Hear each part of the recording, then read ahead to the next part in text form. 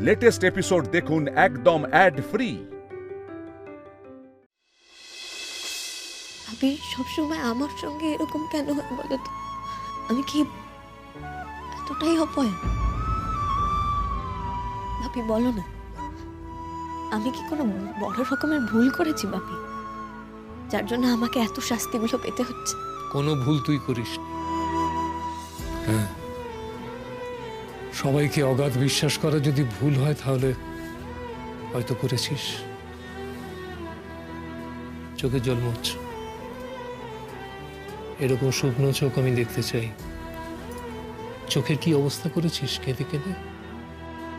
আমি কিন্তু ইউনিভার্সিটিতে একবারও কাঁদিনি ভাবি, নিচে ওদের সামনে একবারও কাঁদিনি। কেবল আমাকে দেখেই আর সামলাতে পারিস না, কেঁদে ফেলেছিস তাই তো? মা কি বললো শুনে ভাবি? কি বলতে পারে বলে তোর মনে হয়? ভাবি একটা কথা বলো তো, সবাই তো জানে আমাকে পরীক্ষার হলে হাতে নাতে নোটস নিয়ে ধরা হয়েছে, সেরকমটাই তো তুমিও শুনেছ। তাহলে ভাবি তুমি কেন বিশ্বাস করলে না? ওইসব জানার থেকে শোনার থেকে আমি তো তোকে অনেক বেশি জানি। জানো তো ভাবি, নীল কিন্তু বিশ্বাস করে নিয়েছে যে আমি, যেহেতু আমার প্রিপারেশনটা ঠিকঠাক ছিল না, তাই হয়তো ভেবেছে যে আমি এই চিটিংটা করতে পারি। ও তো আমার উপর রেগে গেছে, ওর ইউনিভার্সিটিতে আমার জন্য এত অপমান হয়েছে বলে। কিন্তু জানো, ও একবারও আমার অপমান, আমার অসম্মান নিয়ে কিচ্ছু বলল না, কিচ্ছু ভাবল না। আঙুল তুলে বলল যে আমার জন্য নাকি ও শহর ছেড়ে পালাবার উপক্রম হয়েছে।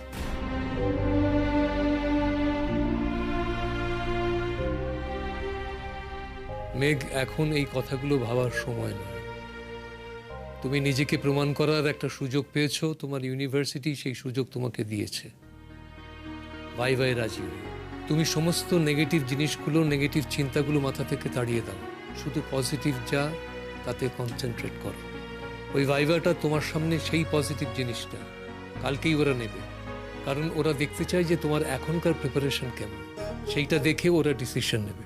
কিন্তু নীল বলেছে ভাইভার কথা বলে আমি নাকি বোকামি করেছি। তাহলে তো বলতে হয় যে তোমার ডিপার্টমেন্টের প্রফেসর, এমনকি ভিসি পর্যন্ত ভীষণ বোকা। তুমি ভাইভার কথা বললে আর তারা সেটা রাজি হয়ে গেল। তারা তোমাকে সুযোগ দিয়েছে, এমনি এমনি তো দেয়নি, এই মুখটা দেখে তো দেয়নি। তুমি ডিজার্ভ করো তাই দিয়েছে। আর আমি তোমাকে বলেছিলাম না যে তুমি চিরকাল আমার মাথাটা উঁচু করেছো, এক্ষেত্রেও তাই করেছো। গোটা একটা ইউনিভার্সিটির সামনে একটা চ্যালেঞ্জ ছুঁড়ে দিয়েছো তুমি।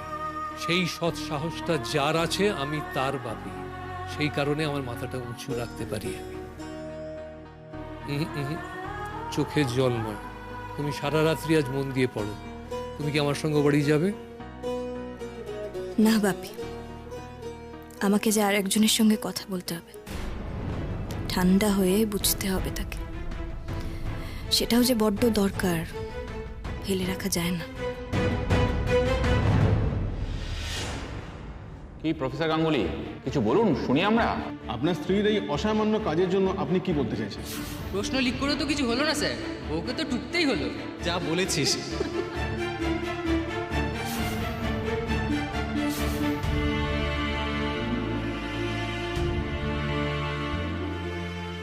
আমার তো মনে হয় আপনি আপনার স্ত্রীকে আশ্বাস দিয়েছিলেন যে সে পরীক্ষার হলে যাই করুক না কেন তার গায়ে আঁচড়টি লাগবে না আপনার কারণে।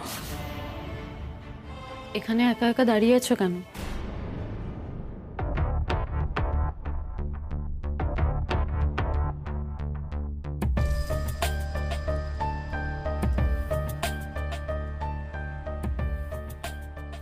আমার না খুব রেস্টলেস লাগছে, হেল্পলেসও ফিল হচ্ছে। আজন্মের চেনা মানুষ যখন হঠাৎ অচেনা হয়ে যায়, তখন নিজেকে কেমন যেন অবলম্বনহীন মনে হয়। মনে হয় তুমি এখানে এলে কেন? ঘরে যাও।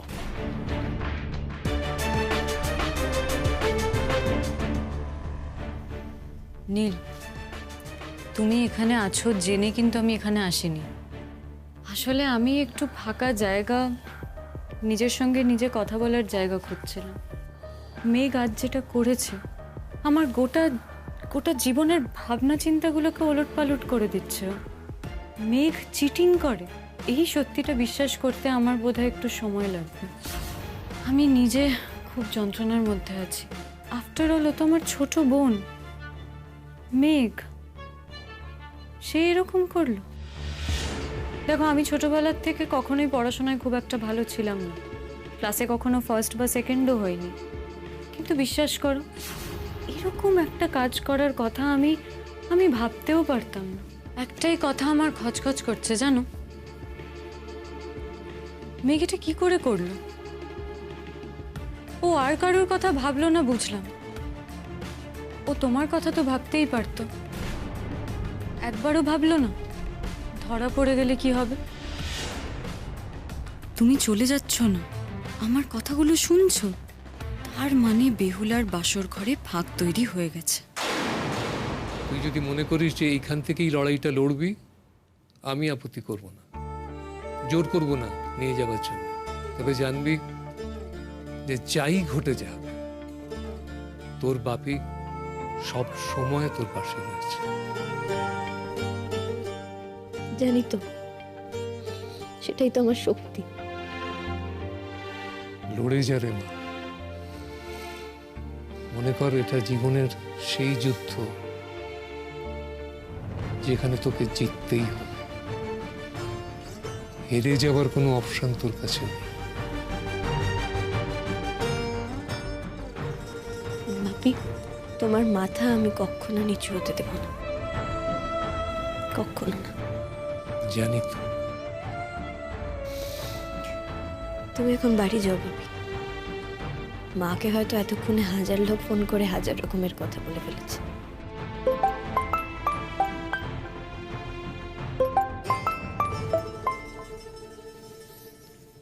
হ্যাঁ দিলীপ দা, বলুন।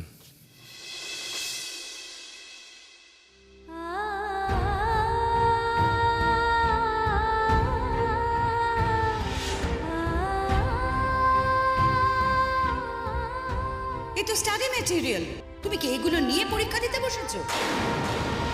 Am I supposed to believe তুমি পরীক্ষায় চিটিং করছিলে? তুমি তোমার আনসার স্ক্রিপ্ট আমাকে দিয়ে দাও।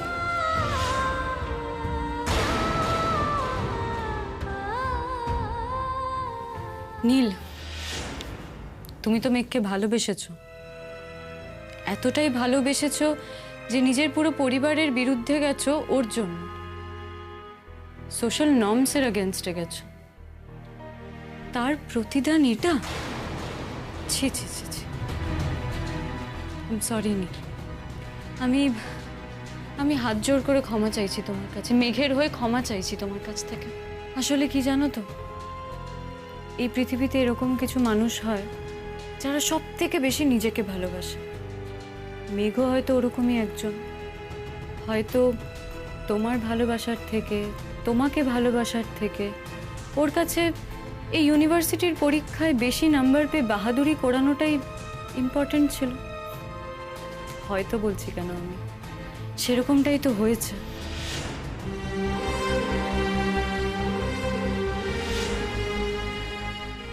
ও তো যা করেছে সেটা আগে পিছে কিছু না ভেবেই করেছে, স্বার্থপরের মতো করেছে। ম্যাডাম, আমি সত্যি কথা বলছি, এই কাজটা আমি করিনি, আর এরকম কিছু করার কথা আমি ভাবতেও পারি। আপনারা আমার পরীক্ষা নিন, আর প্লিজ যেখান থেকে খুশি আপনারা আমায় কোয়েশ্চেন করতে পারেন, আমি সব উত্তর দেবো ম্যাডাম, প্লিজ। আমি এখনই পরীক্ষায় বসতে রাজি আছি। নীল, কি হলো? নীল, একটা কথা। পেছন পেছন আসবে না, জাস্ট লিভ মি অ্যালোন।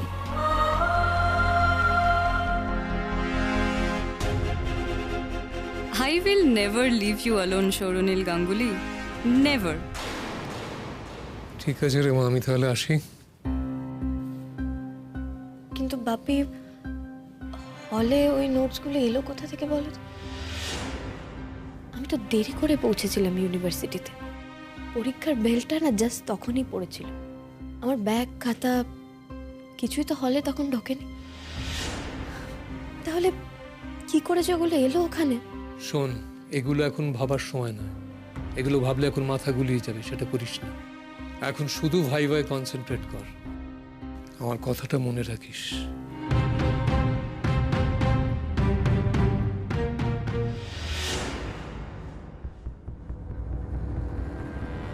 ও সরি, আপনারা কথা বলুন, আমি আসছি। না, তার দরকার নেই। আমার কথা হয়ে গেছে, আমি যাচ্ছি। ভালো থেকো।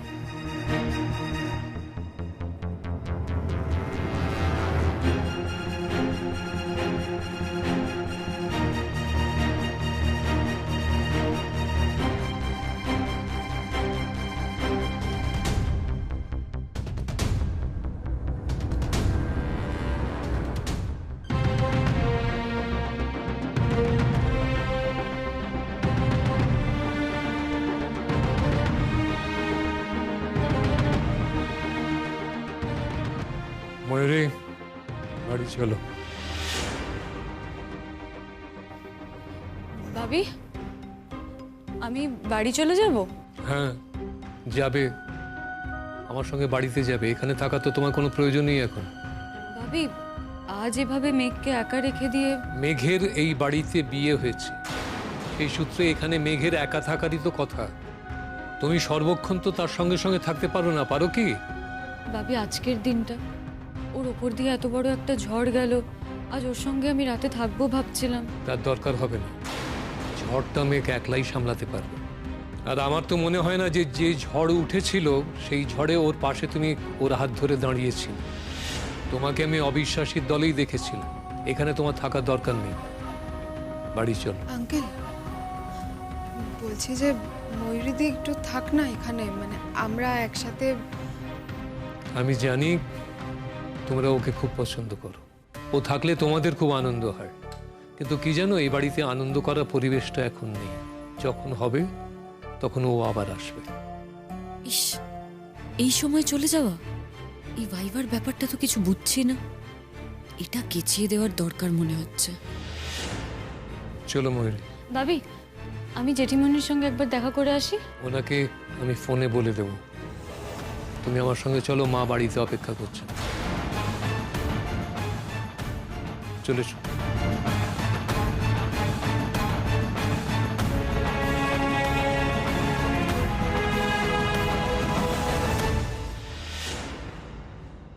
দাঁড়াও 1 মিনিট।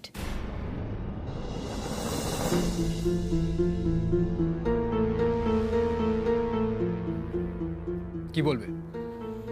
এই ঘরটা তোমার, এই বাড়িটাও তোমার। তাই কাউকে যদি বেরিয়ে যেতেই হয়, সেটা তুমি না, আমি যাব।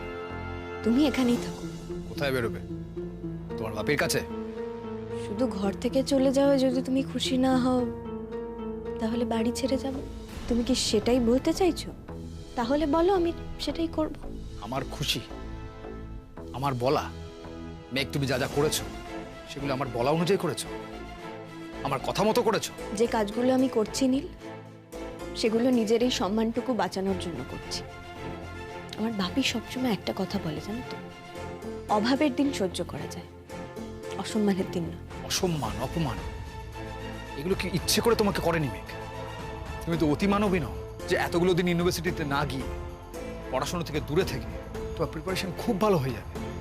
কিন্তু সেটা মেনে না নিয়ে নিজের বাহাদুরি দেখাতে গিয়ে যে কাজটা তুমি করলে, সেটা কি তুমি আমার বলা অনুযায়ী করেছো? যেটা তুমি মনে করছো যে আমি করেছি, সেই কাজটা যে আমি আসলে করিইনি, সেটা আর চেঁচিয়ে বলতে আমার ভালো লাগছে না নীল। তুমি আমাকে ভুল বুঝছো, আমি যাই বলি না কেন তুমি সেটাই বুঝো। যাকে আমাকে এখন বলো যে আমি বাপির কাছে চলে যাব, নাকি তোমার স্টাডিতে আজকের রাতটা আমি এখানে থাকতে পারি? যা খুশি করো তুমি, যা খুশি তোমার তুমি তাই। আমার তো সব শেষই হয়ে গেছে। আমার না চিমটি কেটে নিজেকে বিশ্বাস করাতে হচ্ছে যে কোনো দুঃস্বপ্ন আমি দেখছি না, এটা বাস্তবে ঘটেছে আমার সঙ্গে। আমি এখনো ভাবতে পারছি না, তুমি একটা সামান্য পরীক্ষায় সকলের আগে আসার জন্য তুমি এতটা ডেসপারেট হতে পারো, এতটা নিচে নামতে পারো তুমি মেঘ। আমি ভাবতে পারছি না যে একটা মানুষকে এতটা ভুল আমি বুঝলাম। আই এম সরি মেঘ, কিন্তু তোমার সঙ্গে এই মুহূর্তে এক ঘরে বাস করা আমার পক্ষে সম্ভব নয়। আমি ভবিষ্যতের কথা জানি না মেঘ, কিন্তু আজকে আমি আর তোমাকে সহ্য করতে পারছি না। আর কালকের কথা ভেবে আমি সত্যি বলছি, আমি আতঙ্কিত। শুধুই আতঙ্কিত? নীল, তোমার একবারও এটা কেন মনে হচ্ছে না যে আমি কালকে ভাইভাই ভালো করতে পারি? তোমার একবারও এটা মনে হচ্ছে না যে অ্যালিগেশনসগুলো আমার উপরে এসেছে সেগুলো আমি এক ঝটকায় ভুল প্রমাণ করতে পারি? কালকের পরীক্ষাটা তোমার একটা সুযোগ বলে মনে হচ্ছে না? না, মনে হচ্ছে না। তুমি একটা ইউনিভার্সিটির অথরিটিকে চ্যালেঞ্জ করেছো। চরম বোকা না হলে কেউ এটা করতে পারে না মেঘ। তোমার নিজের সম্পর্কে খুব উচ্চ ধারণা, না? হ্যাঁ, আসলে কি হয়েছে জানো তো? তুমি চিরকাল না একটা ছোট্ট বলয়ের মধ্যে মানুষ হয়েছো মেঘ, যেখানে তোমার বাবার কন্টিনিউয়াস প্যাম্পারিং তোমাকে মনে করিয়েছে যে তুমি একটা বিরাট কিছু। এই সেমিস্টারের সিলেবাস তোমাদের এখনো শেষ হয়নি, কিন্তু তুমি দেখো, তুমি কিন্তু পুরো সিলেবাসের উপর চ্যালেঞ্জ নিয়েছো। তোমাকে যখন সিলেবাসের না পড়ানো অংশ থেকে প্রশ্ন করা হবে, তখন কি করবে? আমার প্রিপারেশনের ওপর আমার সেই কনফিডেন্সটা আছে। আমাকে আজ অবধি কোনো পরীক্ষায় টুকে পাশ করতে হয়নি। প্লিজ মেঘ, প্লিজ এই কথাগুলো থামাও এবার। তুমি যদি তোমার ওই লাইফ লাইনগুলো হলে না নিয়ে যেতে, তাহলে ওগুলো গেল কি করে? কোনো ভৌতিক ব্যাপার হয়েছে তোমার পরীক্ষার হলে? দয়া করে এটা আমাকে বিশ্বাস করতে বলো না। এনিওয়ে, তুমি এখানে থাকো। এই রাত্রিবেলা বাড়ি ছেড়ে গিয়ে দয়া করে সিনক্রেট করো না, প্লিজ। আর হ্যাঁ, কালকে ইউনিভার্সিটিতে গিয়ে তুমি তোমার অ্যাপোলজি লেটার দেবে to the department, to the VC. আর সেই অ্যাপোলজি লেটারে কি লেখা থাকবে? লিখবে যে তুমি ভুল করেছো, তুমি অন্যায় করেছো। মুহূর্তের দুর্বলতায় তুমি একটা অন্যায় উপায় নিয়ে নিয়েছিলে, তোমাকে যেন ক্ষমা করে দেয়া। তুমি নিঃশর্তভাবে ক্ষমা চাইবে অথরিটির কাছে। আর ভাইবাটা যে তুমি উত্তেজনার বশে বলে ফেলেছো, সেটাও লিখবে। হয়তো তাহলে ওরা তোমাকে মাফ করতে পারে, আর পরবর্তীকালের জন্য তোমাকে কন্টিনিউ করার পারমিশন দিতে পারে। আর আমি এগুলো করলে তোমার ওই নিচু মাথা উঁচু হয়ে যাবে, তাই তো? আজ আমার কারণে যদি তোমার উঁচু মাথা নিচু হয়ে থাকে, তাহলে সেই মাথা আরো নিচু হবে না নাকি? আমি আমার নিজের জন্য বলিনি মেঘ। এটা করলে আর যাই হোক তোমাকে রাস্ট্রিকেট হতে হবে না।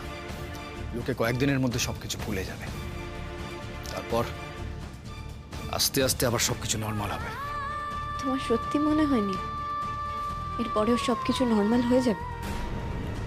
মেঘ, তুমি কেন বুঝতে পারছো না? তুমি ভাইভাতে ফেল করলে তোমাকে ইউনিভার্সিটি থেকে তাড়িয়ে দেওয়া হবে। তোমার নিজের ক্যারিয়ারের উপর চিরকালের মতো একটা কালো দাগ পড়ে যাবে। আর ভাইভাই যদি আমি পাশ করি, তাহলে তো মাথা উঁচু করেই এই ইউনিভার্সিটিতে থাকতে পারবো, লোকের ভুলে যাওয়ার অপেক্ষা না করে।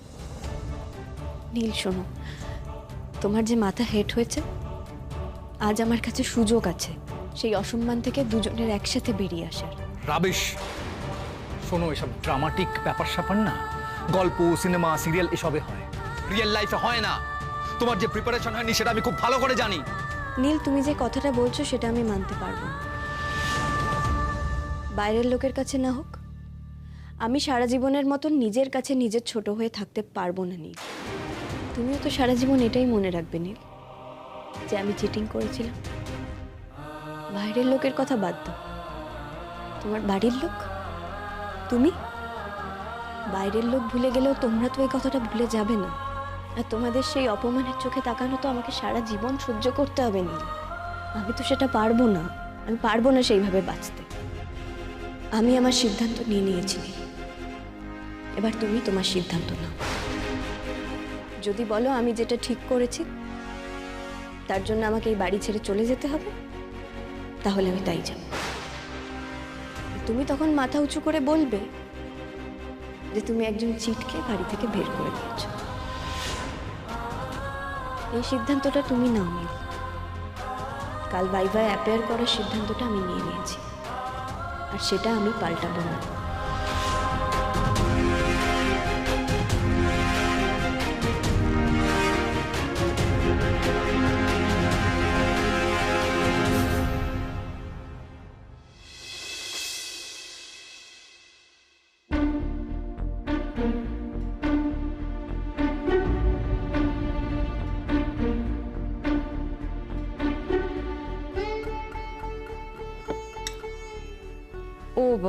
মেঘ, তুমি কি বেরোচ্ছ এখন? দাঁড়া, আমি খাওয়ার আনছি, খেয়ে যাও। না কাকিমণি, আজ থাক। ও মা, থাক আবার কি? হ্যাঁ, না খেয়ে বেরোবে নাকি? বসো, আমি এক্ষুনি খাবার এনে দিচ্ছি। খেয়ে নাও, খেয়ে নাও। আজ না খেয়ে কি হবে? তুমি কি টুকতে গিয়ে ধরা পড়েছে বলে খাওয়া দাওয়া ছেড়ে দেবে? না খেয়ে প্রাণ দেবে? আরে না না, এমনও তো হতে পারে যে ও সাংঘাতিক রকমের কোনো মানত করেছে যে পরীক্ষায় পাশ না করলেও খাবে না। আমি আসছি। নীল বোধহয় তোমাকে কিছু বলেছিল, সেটা কি শোনার কোনো প্রয়োজন আছে বলে তুমি মনে করছো? মেঘ, তোমাকে মীনাক্ষী কিছু জিজ্ঞেস করেছে? ছেড়ে দাও, এই ধরনের মেয়েদের সঙ্গে কথা বলে কোনো লাভ নেই। মা, আমি যে কাজটা করিনি সেটা আমি মেনে নিয়ে কেন মাপ চাইব? এরকম একটা মিথ্যে মাথায় বই নিয়ে তো আমি চলতে পারবো না। এত কিছুর পরেও তুমি বড় বড় কথা বলতে ছাড়ো না। না, এত কিছু হয়ে গেল তারপরেও তুমি মুখে মুখে বলে চলেছো যে তুমি কোনো অন্যায় করোনি। মেঘ, একটার পর একটা অন্যায় তুমি করে চলেছো, কিন্তু কিছুতেই তুমি স্বীকার করো না যে সেটা তোমার অন্যায়। তুমি কি pathological liar? In that case তো আমি বলবো যে তোমার ট্রিটমেন্টের দরকার রয়েছে। সব সময় তুমি এই মিথ্যে বলছো আর মিথ্যের জগতে বাস করছো। আমি বিশ্বাস করি একদিন ঠিক প্রমাণ হয়ে যাবে যে মিথ্যে আমি বলিনি। কাল থেকে যা যা ঘটেছে তার মধ্যে একবারও একটা মিথ্যেও আমি বলিনি। উফ ভগবান, এই মেয়ের সঙ্গে কথা বললে আমি একদিন পাগল হয়ে যাব। এখনো ওই একভাবে কথা বলে চলেছে, কোনো রিপেন্টেন্সও নেই, কোনো রিগ্রেটসও নেই। দিদিভাই প্লিজ প্লিজ, তুমি আর উত্তেজিত হও না। ওকে করতে দাও ওর মতো করে, ও যা করতে চায়। বাই দ্য ওয়ে মেঘ, তুমি শিওর তো তুমি ব্রেকফাস্ট করবে না? এই তুমি কি মনে করেছো যে তুমি খেয়ে যাবে না, তারপর ভাইভা দিতে দিতে হঠাৎ করে মাথা ঘুরে পড়ে যাবে, সিম্প্যাথিক রাউন্ডে জিতে যাবে? মিনি, আমার বাপি আমায় কোনোদিনও সস্তায় কিছু করা শেখায়নি। আসছি। মেঘ, নীল তো বেরিয়ে গেছে, তো আমি আমার ড্রাইভারকে বলে দিচ্ছি তুমি আমার গাড়িটা নিয়ে বেরিয়ে যাও। লাগবে না কাকামণি, আমি চলে যাব। একটু দাঁড়া।